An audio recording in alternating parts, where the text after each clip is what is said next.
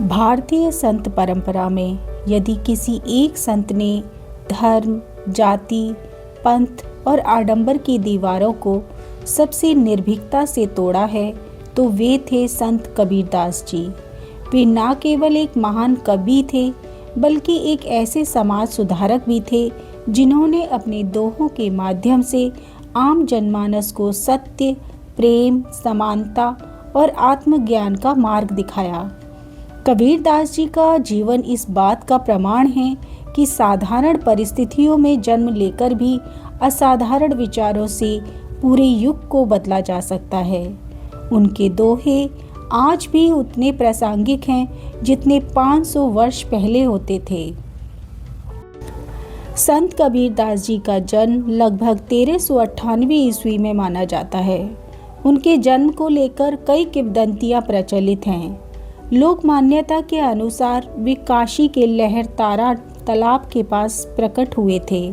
कुछ विद्वान मानते हैं कि वे एक विधवा ब्राह्मणी के पुत्र थे जिन्होंने सामाजिक भय के कारण उन्हें त्याग दिया था। बाद में उन्हें नीरू और नीमा नामक मुस्लिम जुलाहा दंपत्ति ने अपनाया और उनका पालन पोषण किया।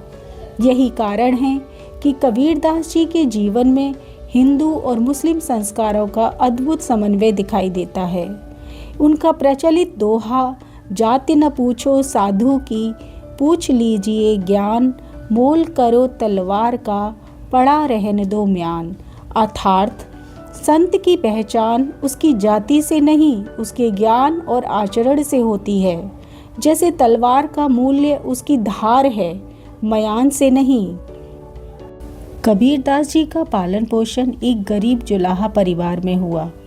वे जीवन भर करगे पर कपड़ा बुनने का कार्य करते रहे। उन्होंने कभी संन्यास नहीं लिया बल्कि गृहस्थ जीवन में रहकर ही आध्यात्म का प्रचार किया। उनका मानना था कि ईश्वर की प्राप्ति के लिए जंगलों में जाना आवश्यक नहीं बल्कि कर्तव्य करते हुए भी आत्मज्ञान पाया जा सकता है। वे कहते थे कि साईं इतना दीजिए जामे कुटुंब समाए, मैं भी भूखा ना रहूं, साधु भी भूखा ना जाए। अर्थात हे ईश्वर, मुझे उतना ही दो जिससे मेरा परिवार भी चल जाए और कोई अतिथि भी भूखा न लौटे। कबीरदास जी के गुरु स्वामी रामानंद जी थे जो भक्ति आंदोलन के महान संत थे। कहा जाता है कि रामानंद जी जाति भेद के कारण कबीर को शिष्य नहीं बनाना चाहते थे। फिर कबीर ने एक युक्ति निकाली। वे सुबह सुबह घाट की सीढ़ियों पर लेट गए। जब रामानंद जी आए तो उनके मुख से अनायास ही राम राम निकल पड़ा। कबीर ने उसी को गुरु मंत्र मान लिया। वे कहते थे, गुरु गोविंद दो खड़े, काके लागू पाए, बलिहारी गुरु आपनो, गोविंद यो बताए।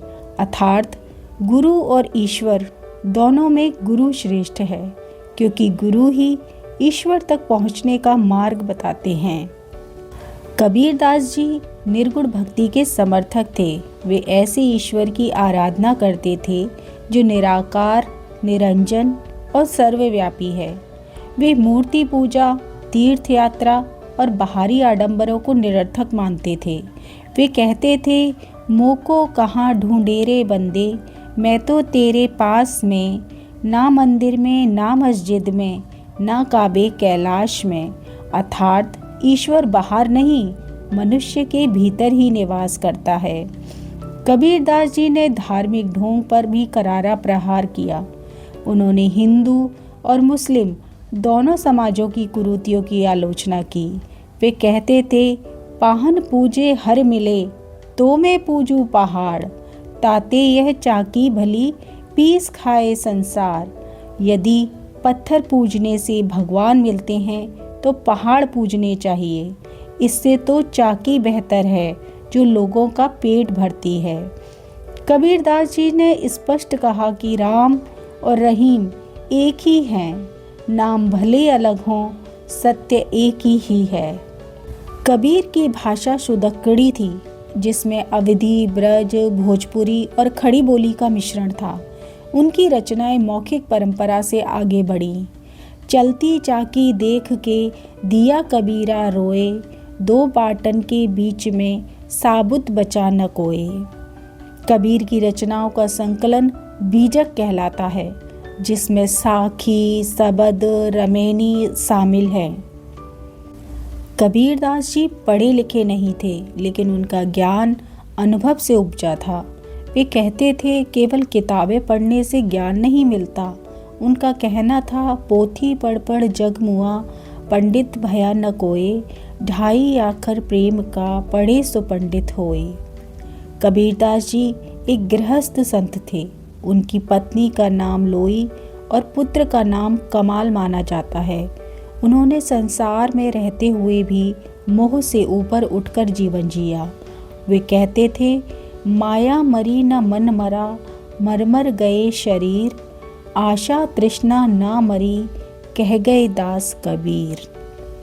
वे कहते थे कांकर पाथर जोड़ के मस्जिद लई बनाए, ता ऊपर मुल्ला बांग दे, क्या बहरा हुआ खुदाए। अर्थात ईश्वर को पुकारने के लिए शोर की आवश्यकता नहीं है, वह सब कुछ सुनता है।